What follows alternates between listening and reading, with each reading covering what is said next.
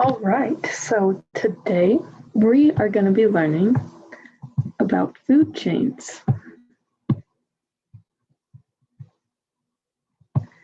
We're going to pull up our PowerPoint. All right. So the first thing, we learn about food chains today, and our learning intention is students will be able to develop a model to describe the movement of matter among organisms and the environment. So to introduce us to food chains, we're going to watch a quick little video.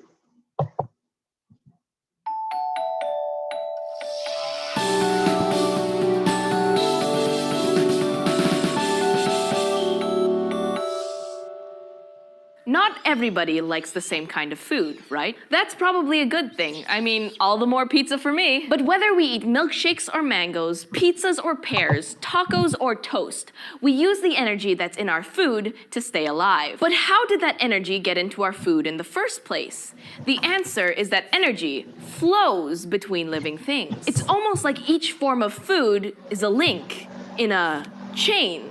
A food chain. You might have heard that humans are on the top of the food chain because we eat pretty much everything, and except for the occasional video game monster and maybe the odd bear, nothing tries to eat us. But what is a food chain exactly?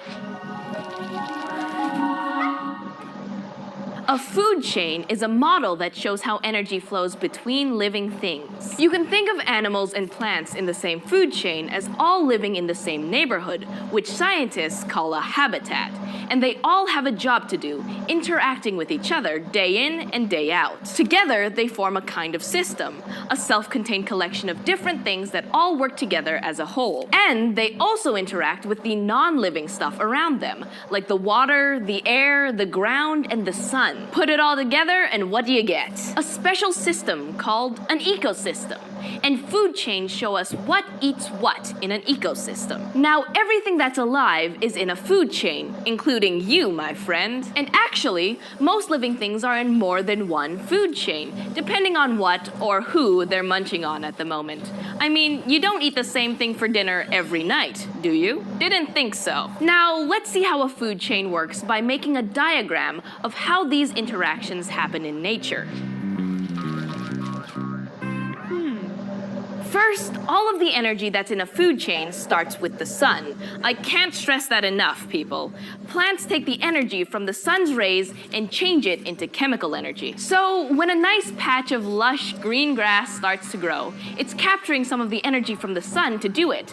Then when an animal, like a rabbit, wanders by and nibbles on that grass, the energy from the plant is transferred into the rabbit's body. Now, if a hungry hawk decides that the rabbit would make a yummy supper, then the energy from the rabbit is transferred to the hawk. And in this ecosystem, nothing is large or brave enough to take on the hawk. I mean, just look at her. So we've hit the top of the food chain, and we've just made a nifty model of it. So, a food chain is a model that shows how energy flows between living things in an ecosystem. Energy in a food chain starts with the sun, which is turned into chemical energy by plants. And this energy moves up the food chain as animals eat the plants, and then other animals eat those animals. And speaking of energy, I'm starving, so I'm off to take my place in the food chain. See you next time.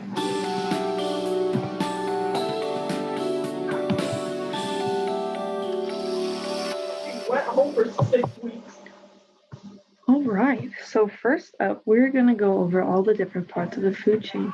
So like in the video, it said the first thing in a food chain is the sun. So the sun is the start of any food chain, doesn't matter what ecosystem or anything that's in. The sun provides energy to all living things, and especially for plants. That's how plants make food.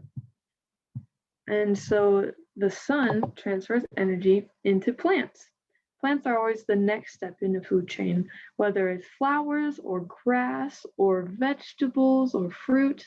Any of these are plants in our food chains. They get their energy from the sun and from the soil. So the sun helps them make food. the process is called photosynthesis. And the type of plants that are in each food chain depend on the ecosystem and where it's at. The next thing in any food chain are the animals. These are called consumers. And that is because they can't produce their own energy. They have to eat it. So there are 3 different types of animals in food chains. The first ones are herbivores. Herbivores are animals that only eat plants. Now these would be like cows or giraffes or bunny, or a horse is also an herbivore. So these are some examples. They only eat plants, and so they would come directly after plants in a food chain. The next type of animal we have is a carnivore. Now these animals only eat meat, and meat can be either bugs or other animals. And so some examples are lions or sharks or cheetahs. Anything that eats other animals is a carnivore. And so they would come after the herbivore animal. So like in the video, there was a bunny, and the bunny is an herbivore. So it eats the grass, and the energy goes from the grass to the bunny. Then the hawk comes, and the hawk is a carnivore. And so the carnivore comes and eats the bunny, which now the hawk has the energy from the bunny and the grass. And then the last type of animal is omnivores. And omnivores eat both plants and meat. So for example, humans are omnivores. See, we eat meat like hamburger and chicken, and then we also eat plants. We eat fruits and vegetables like strawberries and carrots and everything. Another example of omnivores are bears. And bears eat both plants and animals, so they're omnivores. And so the omnivores can go in either spot in a food chain depending on what other animals there are. Now, we are going to have a little activity. We're going to match the pairs to the right animal. So, as you can see, we have a carnivore, it's a wolf, carnivore, also a lion, and some omnivores are gorilla, birds, and then these are 2 other herbivores. It's a bunny and a little like chipmunk.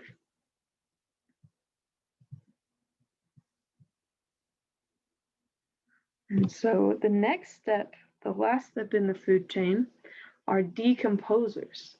Now, decomposers are things like mushrooms, and there's some types of bugs that are decomposers.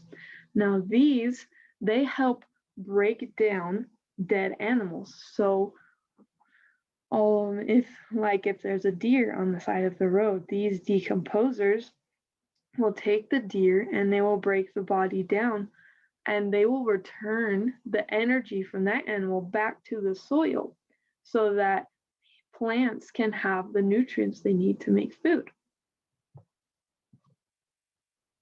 And so decomposers are really important in the food chain because they help everything grow.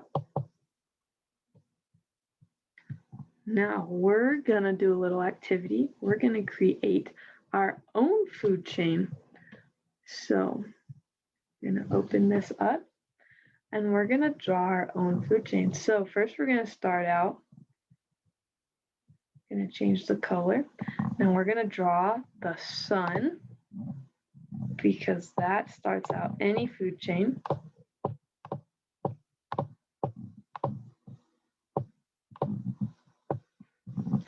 And now the sun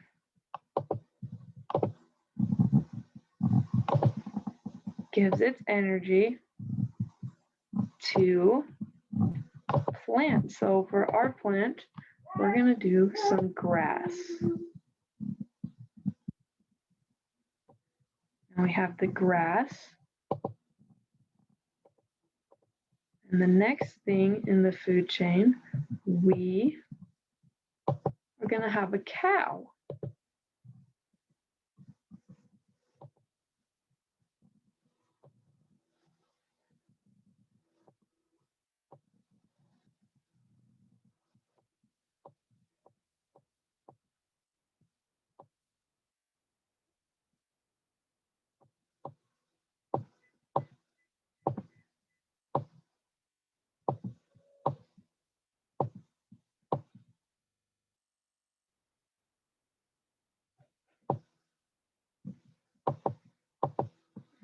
cow looks a little bit more like a pig, but that's okay.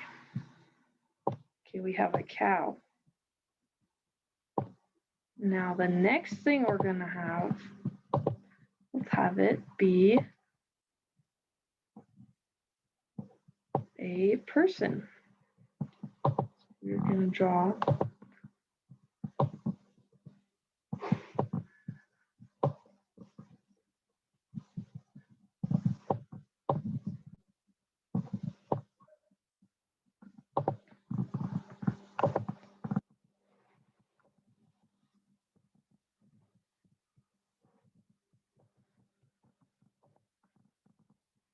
a little man.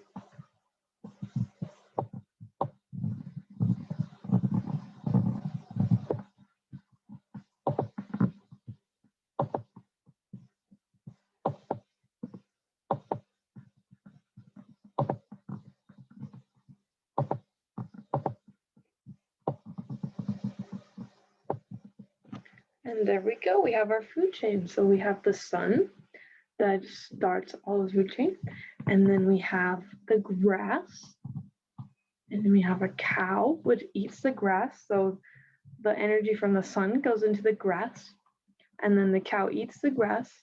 So the energy from the grass and the sun goes into the cow.